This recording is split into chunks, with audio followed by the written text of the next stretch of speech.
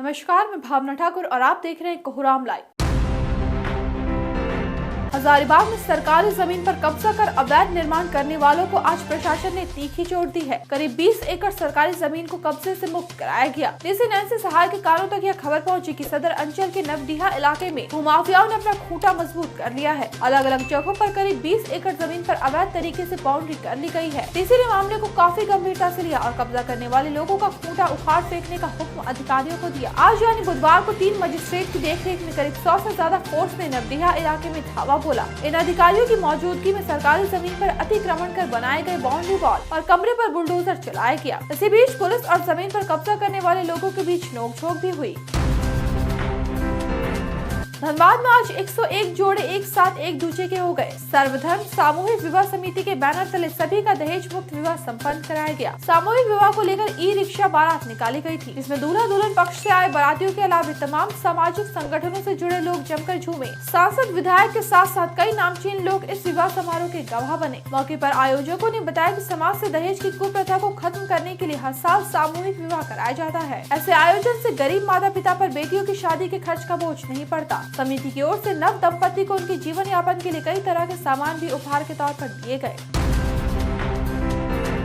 एक 17 साल की किशोरी के माथे से करीब 3 किलो का ट्यूमर आज निकाल दिया गया। इस ट्यूमर को ऑपरेशन करके निकाला गया। चाईबासा की रहने वाली किशोरी को जन्म से ही सिर और गर्दन के बीच के हिस्से में ट्यूमर था। इसी वजह से उसे चलने फिरने और सिर एवं गर्दन हिलाने में काफी परेशानी होती थी। इस स्थिति को मेडिकल की भाषा में प्लेक्सिफॉर्म न्यूरोफाइब्रोमेटोसिस कहा जाता है। कुछ घंटों की बेहतरीन कोशिश में मरीज का ऑपरेशन कामयाब रहा। यह कमाल कर दिखाया रिम्स के न्यूरो सर्जरी विभाग के HOD डॉक्टर सीबी सहाय और प्लास्टिक सर्जरी विभाग के डॉक्टर विक्रांत की टीम ने। मरीज की हालत अभी बेहतर है और पूरी तरह से स्वस्थ हो जाने पर उसे अस्पताल से छुट्टी दे दी जाएगी। मनी लॉन्ड्रिंग के इल्जाम में धराए मोहम्मद इजहार अंसारी को ईडी की टीम ने 6 दिनों की रिमांड पर लिया है। उसे बीते कल यानी 16 जनवरी को हजारीबाग से गिरफ्तार किया गया था। इसके बाद आज रांची के PMLA कोर्ट में पेश किया गया। ईडी की जांच से खुलासा हुआ कि आरोपी ने वाराणसी और धनबाद की खुली कोयला मंडी में सब्सिडी का कोयला ऊंची कीमत पर बेचा और मोटा माल कमाया। उन पैसों को प्रॉपर्टी खरीदने में इन्वेस्ट किया। ऐसे सब्सिडी वाले कोयले आवंटन के बदले इजहार अंसारी कुछ अधिकारियों को हिस्सा भी देता था। ईडी इन लोगों को भी रडार पर ले गई जिन्होंने इजहार को फायदा पहुँचाकर कमीशन वसूला था।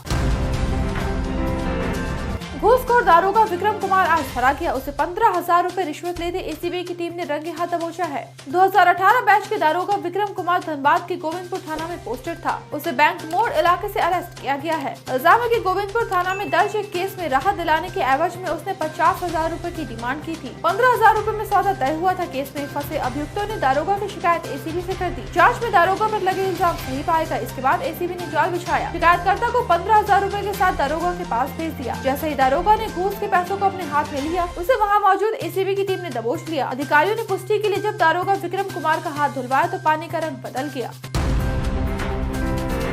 हवाई जहाज टेक ओवर करने से पहले पायलट तक ऐसी मनहूस खबर आ गई कि उसने फ्लाइट उड़ाने से मना कर दिया। पटना से पुणे जा रही इंडिगो की फ्लाइट में बैठे मुसाफिर शुरू में चौंक गए, लेकिन जब असलियत पता चली तो बिना हुज्जत के 162 यात्री और क्रू मेंबर विमान से नीचे उतर गए। बाद में दिल्ली से एक पायलट को बुलाया गया, फिर शाम में विमान ने उड़ान भरी। दरअसल पटना से उड़ान भर रहे पायलट को यह खबर मिली कि उसकी माँ की मौत हो गई है। इस खबर से पायलट को सदमा लगा और उसने क्रू मेंबर से कहा कि अभी दिलो दिमाग ठीक नहीं, फ्लाइट नहीं उड़ा सकता। यह विमान दिन के 1:30 बजे पटना से पुणे के लिए उड़ान भरने वाला था।